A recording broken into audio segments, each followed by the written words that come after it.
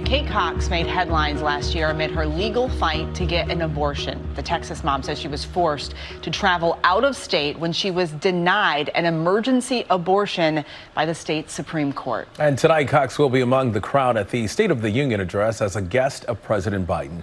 In an exclusive interview, ABC senior congressional correspondent Rachel Scott sat down with Cox and her doctor ahead of tonight's speech.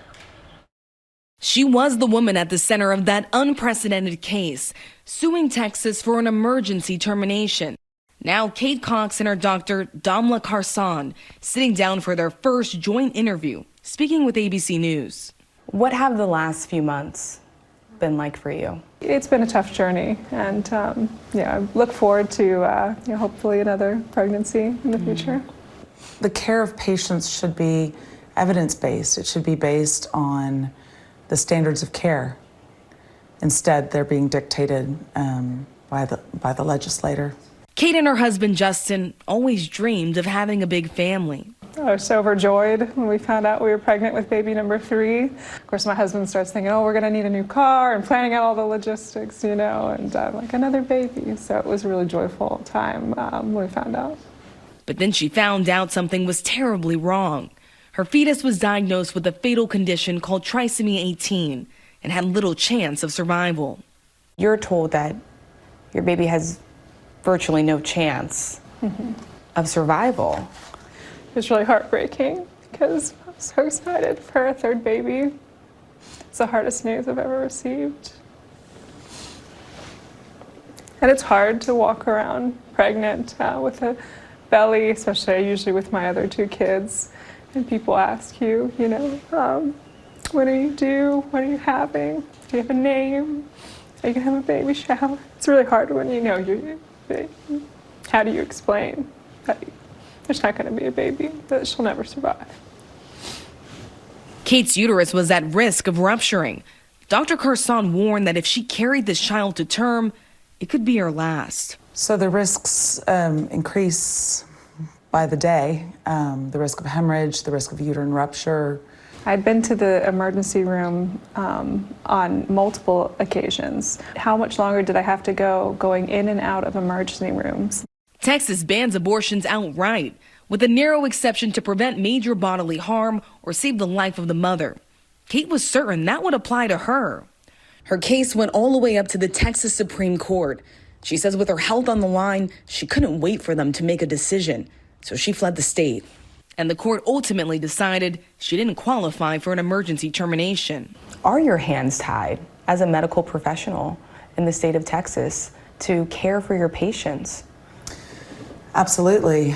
Most physicians are afraid. You can lose your medical license, up to 99 years in prison, and a $100,000 fine.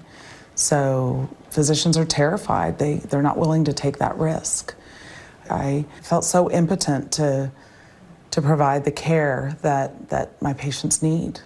I mean, I wanted to be home. I wanted to be close to my doctor. I wanted to be able to hug my babies after, to cry in my own pillow. I didn't want to have to travel. Tonight, Kate Cox and Dr. Carson will be attending the State of the Union. Kate, a guest of President Biden and the First Lady.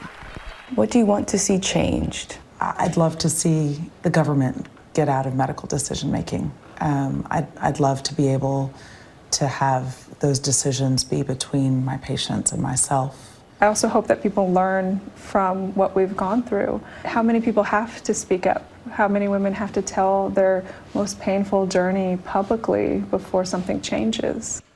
And Rachel joins us now from D.C. with more on this story. Rachel, always good to see you. So Kate describes this whole ordeal as heartbreaking. What did she say it was like to be pregnant, grieving, and then having to make this difficult decision? And really, DeMarco, that is exactly it. She talked about how difficult this was, not only to process the news that your baby has virtually no chance of survival, but then also trying to figure out the next steps, having to possibly travel out of the state to seek that emergency abortion that was ultimately denied in Texas, all the while then trying to take that trip, figuring out childcare for your 2 kids that are back at home. She was still experiencing a medical emergency. That's why she was seeking this emergency termination in the first place. And Rachel, you mentioned that her and her doctor will be at the State of the Union address tonight. How do you think their story may fold into President Biden's address? We know the president has this issue front of mind. In fact, he reached out, he called Kate Cox to extend his condolences for her situation. He called her courageous. He said that she was brave for speaking out and sharing her journey with the rest of the nation, because he knows what we know. So many other women are going through this, and many of them are not speaking up on national television. So tonight we do expect the president to put this front and center at the State of the Union, to say that abortion rights, reproductive rights, choice, this is an issue that is now confronting this nation, and we do expect that he will highlight Kate Cox as she's sitting in the First Lady's box. Well, I'll be watching. Yeah. Senior congressional correspondent Rachel Scott, thanks so much for being with us. And ABC News has full coverage of tonight's State of the Union address starting at 7 p.m. Eastern on ABC News Live, and on the network starting at 9 Eastern here on ABC. Well, hey there, GMA fans. Robin Roberts here. Thanks for checking out our YouTube channel. Lots of great stuff here. So go on, click the subscribe button right over here to get more of awesome videos and content from GMA every day, anytime. We thank you for watching, and we'll see you in the morning on GMA.